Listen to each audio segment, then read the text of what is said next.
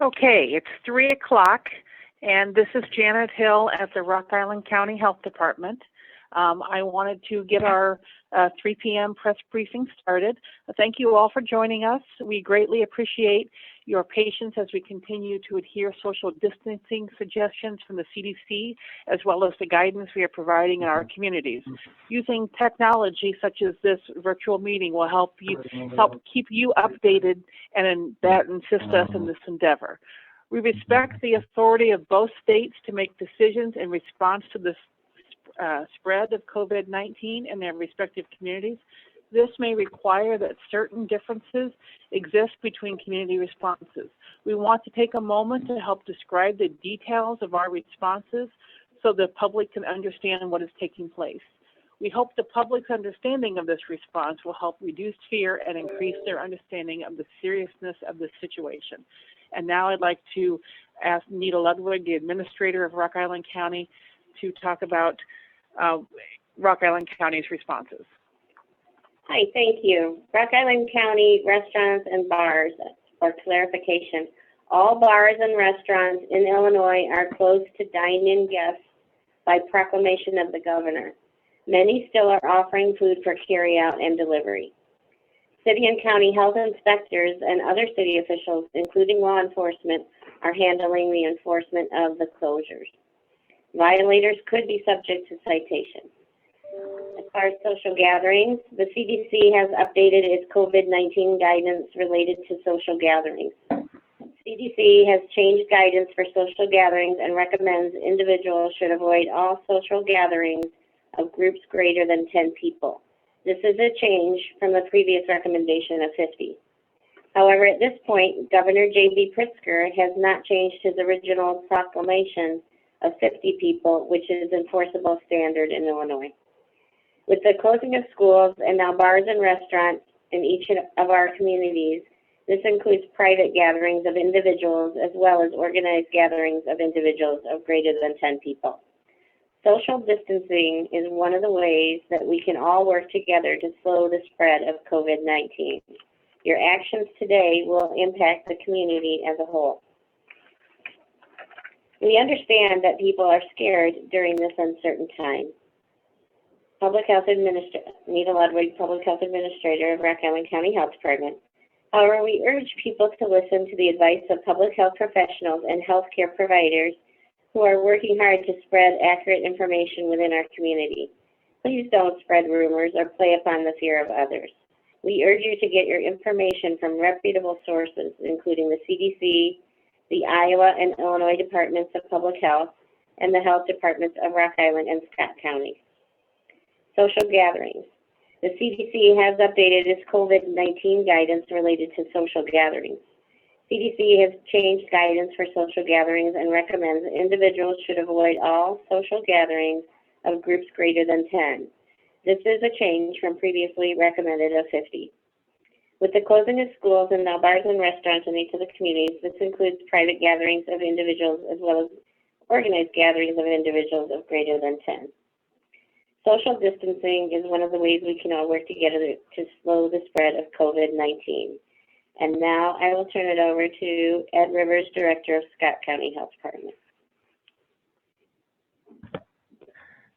Good afternoon. There have been many developments in Iowa today, so let's cover a few of them. This morning, Governor Kim Reynolds issued a proclamation effective at noon today that covers a wide variety of businesses. Restaurants, bars, fitness centers, theaters, casinos, gaming facilities, mass gatherings, and senior centers and adult daycare facilities. The restaurants, bars, fitness centers, theaters, casinos, and gaming facilities must close to the public. However, for restaurants, food and beverages may be sold if they're promptly taken from the premises, such as through carry-out, drive-through, or delivery. Mass gatherings are also affected. We've had some discussion, Nita mentioned it earlier, about what the definition of a mass gathering is and what the number of people is that are affected. For the purposes of this proclamation, mass gatherings means a social, community, spiritual, religious, recreational, leisure, and sporting gathering events of more than 10 people. This is a change from yesterday in our recommendation, including but not limited to parades, festivals, conventions, and fundraisers. A clarification was issued by the Iowa Department of Public Health that it does not include businesses and healthcare facilities, and additional messaging on this issue will be forthcoming. We recognize that there continue to be questions about COVID-19 testing in the community, and we feel it's important to take time and explain how the testing process works for individuals. If you believe you have symptoms, the CDC lists fever, cough, shortness of breath, call ahead to your provider. Describe your symptoms. Your provider will use a process to determine if you need to come in and be evaluated. Even if you have mild symptoms, stay home. If your provider decides they should take a sample for testing, your sample will go to a lab for testing. And even if you give a sample for testing and the test is negative, you're likely still showing signs of illness and can transmit to others. Stay home. For those who are ill with COVID-19 or similar illnesses, you'll be expected to isolate yourself with a positive or a negative test result until you no longer have symptoms. Please follow these guidelines to help us prevent the spread of illness in our community. Additionally, we can all work to prevent the spread of illness by following the recommendations that we have and continue to share.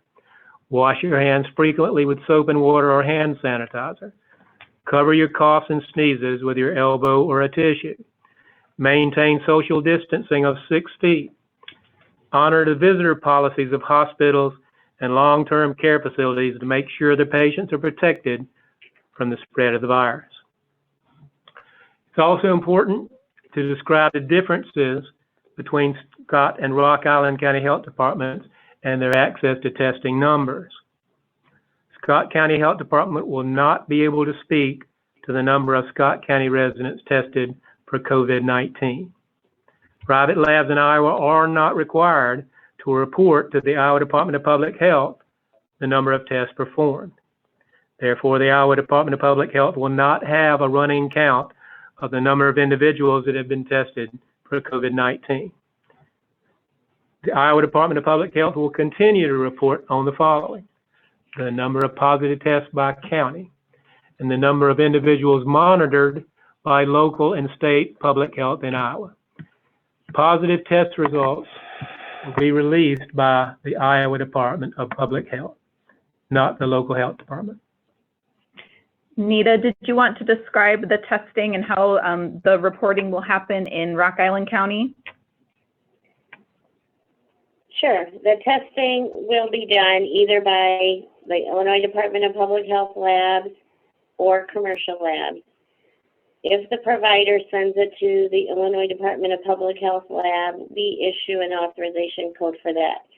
If the provider sends it through a private lab, the provider is supposed to notify public health that there is a person under investigation and let us know the information about that individual.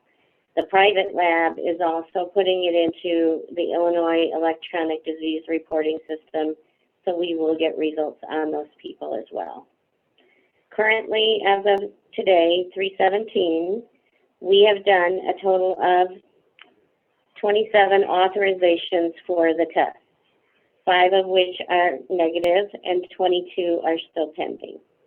I would like to clarify what testing means in Illinois because there has been some confusion. So public health departments do not perform the test. The test consists of a nasopharyngeal swab, and that is done by a provider, either a clinic, emergency room, or urgent care. That swab is then sent to a private lab or the Illinois Department of Public Health laboratories who have the test kits that perform the test on the swab. So local health departments do not directly perform tests or lab work.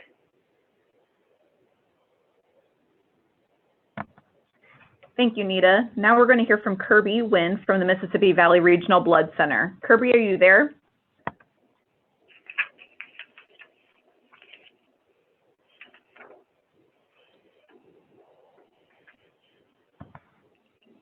Dave, are you able to see Kirby online?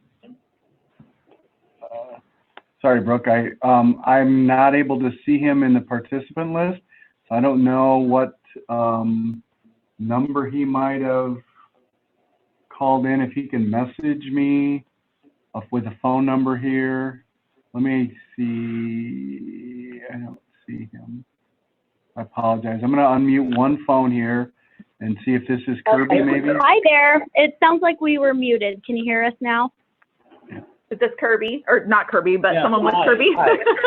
It is. Yes, this is Kirby. I'm sorry. We were muted just, I think, on our own device here. I apologize for that.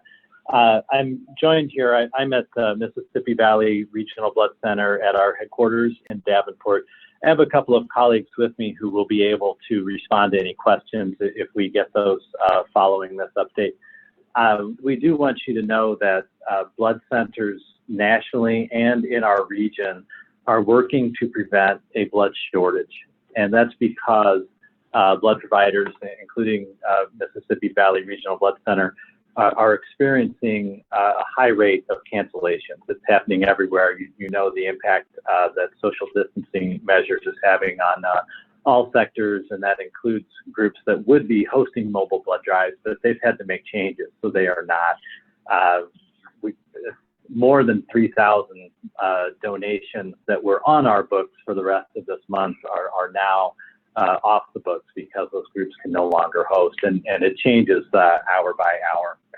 I just provide that information to note for media. You hear from us all the time about the need for donors. This is a very serious situation. We do not want to have a blood shortage, and we're working very hard to avoid that, and certainly need your help in highlighting the importance of blood donation, because after all, transfusions aren't being used with patients who have COVID-19. It's someone who's in treatment for cancer, or who needs heart surgery, or we're responding to a trauma, a car accident, or any incident involving blood loss, and those are all situations that just cannot wait for the situation to improve. One of the notes, or one of the issues that comes up repeatedly from the groups hosting mobile blood drives, they're asking about the limit on social gatherings. And we want to emphasize that a blood drive is not a social gathering. It is an essential service necessary for our healthcare continuum. And in fact, as you heard earlier, Governor Reynolds will be coming out, or has already clarified that the proclamation limiting numbers of people congregating does not apply in healthcare settings. And it sounds like there'll be some further clarification along those lines. Our blood center is the provider to all of the hospitals in the Quad Cities area, the Unity Point, Genesis Health Systems, and you can go further afield to other communities like Geneseo, Clinton, DeWitt. We are the provider there. So we really want to emphasize the need for anyone hosting a drive and donors, those eligible. Please come out and donate, whether that's today, tomorrow, or even 3 weeks from now, because this is obviously a long-term situation. And now I'll wrap it up just by saying that we have expanded our hours at our local donation centers. We have 3 in the Quad Cities, and also are adding additional mobile blood drives where we can to replace those that have been called off. I don't want to run through all of those details right now. I'll provide our phone number where anyone interested can call our scheduling team at 563-359-5401, and our web address is bloodcenter, again, bloodcenter.org. And I'll just wrap it up there, and we'll be ready to respond to questions. Not sure who's next, so we'll just mute and listen in.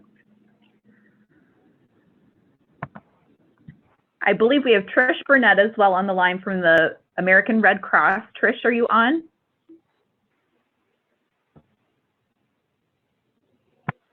Can you unmute me?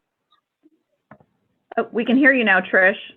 Okay, sorry, you apparently had me muted. I wasn't able to get through, but thank you. echoing really what Kirby says, the American Red Cross also collects blood. We manage about 40% of the national supply of blood comes from our donors. And just as with Mississippi Valley, we are also in circumstances of a shortage and are again encouraging everybody to come. As to be expected with both of our organizations, we have really high standards in place during normal situations, and those protocols have increased substantially with this. So it truly is safe for donors to come. We're taking every possible precaution. Again, it is not a social gathering, as he indicated. It is a necessity. It's a life-saving necessity for so many people. So we would encourage anybody that's healthy and eligible to donate to please make a donation appointment. You can go to redcrossblood.org to do a Red Cross drive. We will have one tomorrow, actually, at our Moline office from 8 a.m. to noon, and we will continue doing those weekly for the foreseeable future. But again, anybody who can help, please just get out and donate blood. We're all in this together right now, and just want to encourage everybody to help that situation. It's something we can individually do that does make a difference. Thank you, Brooke. Thank you, Trish, and all of our speakers. Next, we're going to go to our questions portion of our briefing. We're going to look at the chat function here and see the questions that have come in, and then send them to each of our speakers as they relate. The first question, and perhaps Ed could speak to this since he's in the room with me and I get to call on him first, says the restrictions are getting much stricter. Does that indicate health officials are learning the spread may be airborne, not by droplets? No. The advice we continue to hear that is an airborne droplet, which is much less communicable than an airborne disease. Okay. Next question we have on here. How many test kits are available at local hospitals? I know we don't have a health system representative on the call with us today. Do we have anything to add that would help them understand this? No, that information would have to come from each provider. Okay, go ahead, Nita. Yeah, I was just going to reiterate that the test kits are really at the laboratories. I think maybe what this is referring to are the swabs and the viral media that the hospitals, when they take the swab, they put that into. And again, we don't know the answer to that. That would have to come from the hospital. Okay, we have another question here. Do the Illinois and Iowa recommendations include the closure of malls and stores? Should those places restrict access to no more than 10 people? Perhaps we can each give some information for our states. I know ours is still new here on the Iowa side. Ed, is there anything specific in the guidance that discusses that?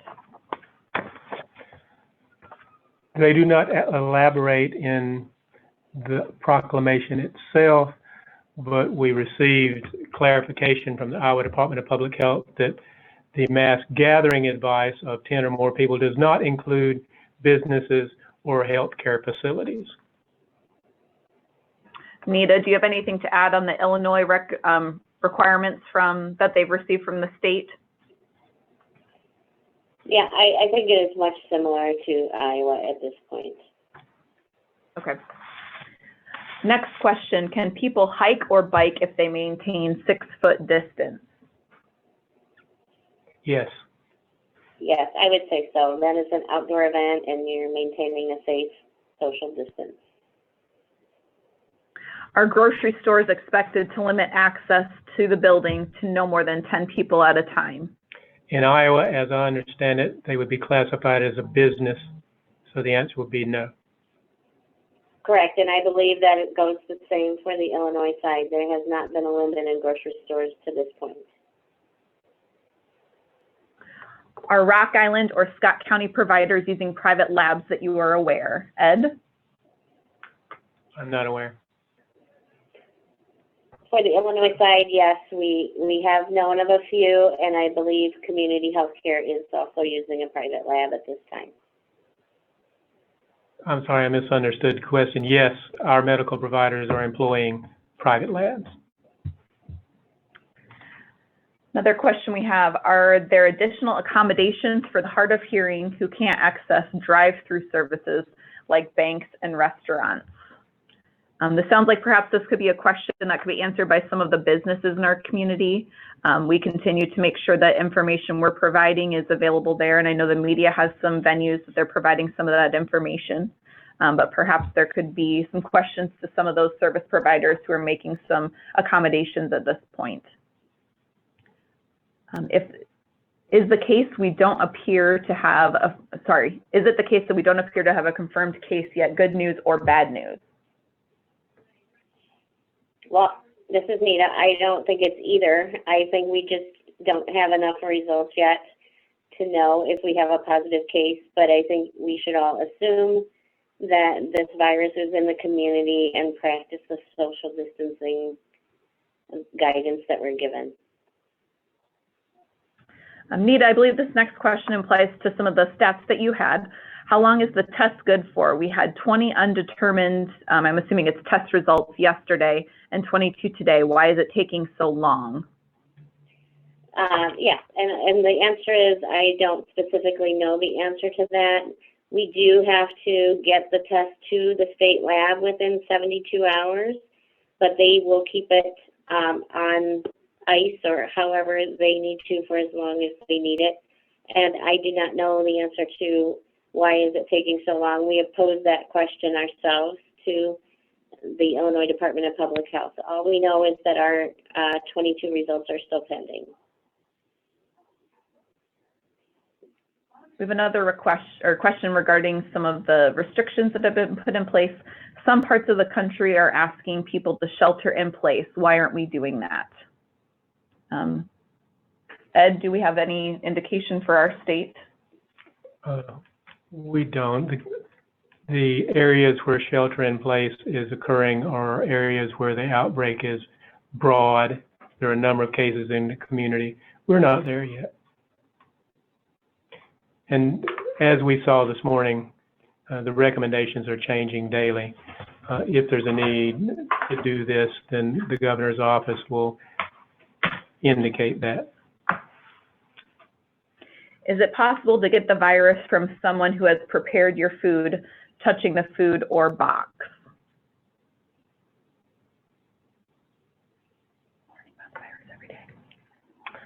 I don't know the answer to that. We can perhaps try to find out more information. They're learning more about the virus every day based on new information they're receiving. So hopefully we can have a better understanding in the upcoming days. I would agree with all of that. I'm sorry, Brooke. I would just say, you know, that's why it is very important to practice the frequent hand washing and to also practice, you know, cleaning and disinfecting all the surfaces that are routinely touched. We have another question. Is there any discussion of suspending mail delivery since mail is touched many times in the chain from sender to receiver? Have you, either of you, heard any discussions of this so far? No. No, I have not. We have a question that I think you may have addressed, Ed, earlier, but perhaps we can reiterate. What are Scott County latest test and result numbers? Well, as I noted in my remarks, we do not have testing numbers, and we will not have testing numbers moving forward. As for results, if we have a positive result, it will be listed as a confirmed case by the Iowa Department of Public Health. Yeah, I would just encourage everyone not to focus so much on the numbers of tests done, but rather if we do have a positive, like Ed said, and also to really stress the social distancing that we really want the community to follow to try to flatten out this curve so that our healthcare systems are not overwhelmed. Do you feel the testing has caught up with the need for testing in Rock Island and Scott counties? Well, I will speak for Rock Island County. No, I think that our providers would still like the ability to test more people. Yeah, I don't think we're there yet. As we discussed in Scott County, the Iowa Department of Public Health has allowed private providers to do the testing, and we're not aware of their ability or how many cases they are doing. Sorry, I'm just trying to catch up in our line of questions here. I apologize if this has already been asked, but what recommendations do you have when it comes to public transit? Yeah, the same advice applies. Use social distancing. Try to stay as 6 feet away from others if you can. In our building here in Scott County, we have posted a sign that asks that no more than 4 people get on the elevator to come upstairs. If you're waiting for a bus and there are a number of people on it, you'll have to make your own individual decision whether you can maintain that 6-foot social distancing. There was again a question here about testing numbers. Perhaps Rock Island County could put their testing numbers into the chat here so we can move on to the next question. That way everyone can see that information. We have another question. This perhaps would be follow-up to what Nita had described. Can you clarify the journey of a test result? So someone feels sick with COVID-like symptoms. They take a test at their doctor's office. Where do those results go exactly? How long can people expect results to take?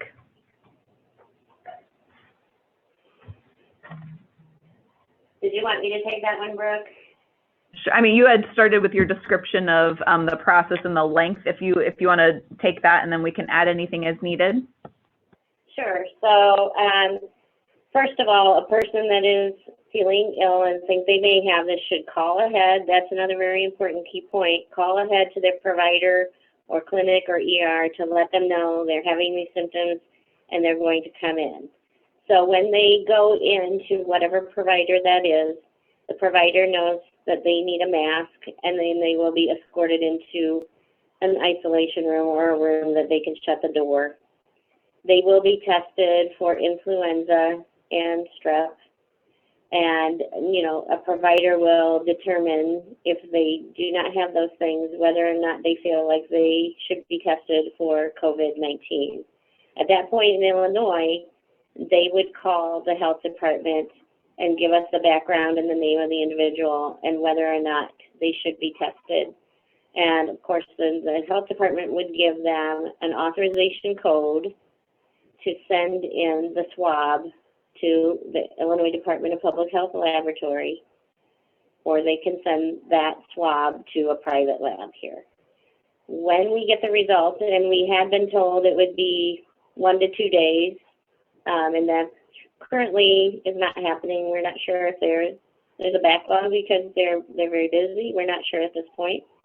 But when we get a result, that will come to the local health department, and the local health department will share that back, the result back to the provider or the emergency physician, whoever saw that patient on that day.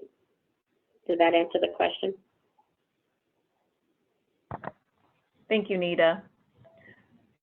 Another question, how would you assess the community's response to the recommendations so far?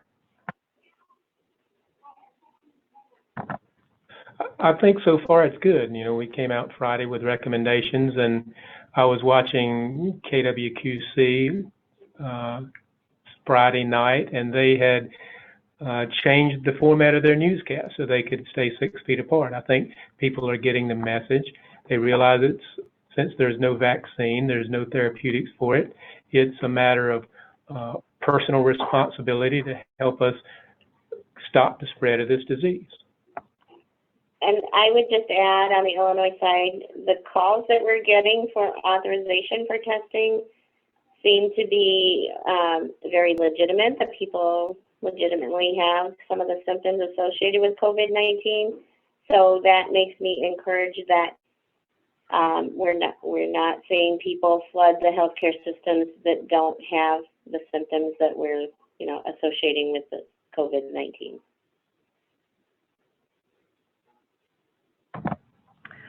This, Ed, I think relates to the state of Iowa regarding testing numbers. Whose decision is that not to release numbers? The Iowa Department of Public Health has made positive test results reportable. No public entity has a number of tests performed to release. Have the hospital's visitor restrictions changed, and if so, what is new since late last week?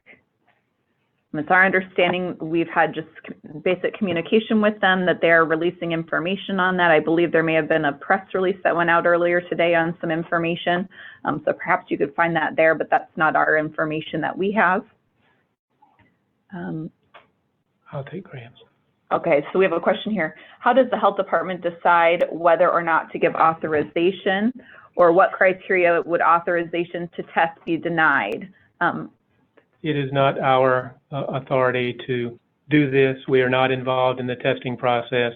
That is between the medical provider and the testing laboratory. Nita, did you want to respond since you're providing some authorization in the Rock Island County response? Sure. We are following the CDC and the Illinois Department of Public Health criteria for people that need testing, and that is what I think everyone's heard before, whether they have had travel to an affected area or they've had a lot of close contact with a known case of COVID-19, but it is also, like I said earlier, if they have certain symptoms, the fever, shortness of breath, cough, etc., and they test negative for influenza and they test negative for strep, that is also an indication that their symptoms, there's an unknown source and they could be tested. It is also up to the provider in their best judgment. So if the provider feels that this is the case that they would like to see tested, then the health department does give that authorization code. And then the authorization code is really more for the laboratory because that specimen is sent with that same code to the department lab. Okay, we'll take this last question that we have posted and then we'll be able to wrap up for today. We haven't had a positive test yet. Is that an indication we are flattening the curve? Any thoughts on that, Ed? Well, remember that the disease has an incubation period of between 7 and 14 days, so any action we take today won't be manifested for that period. However, I like what Dr. Katz, our medical director, said on Friday. If we're successful, people will think that we overreacted. Okay, thank you all for joining us today. We appreciate your interest in this, and we hope to continue to give you regular updates, so please stay in tune for any additional press briefing information that we send out. We appreciate your time and your assistance in getting this information out. Thank you. Thank you.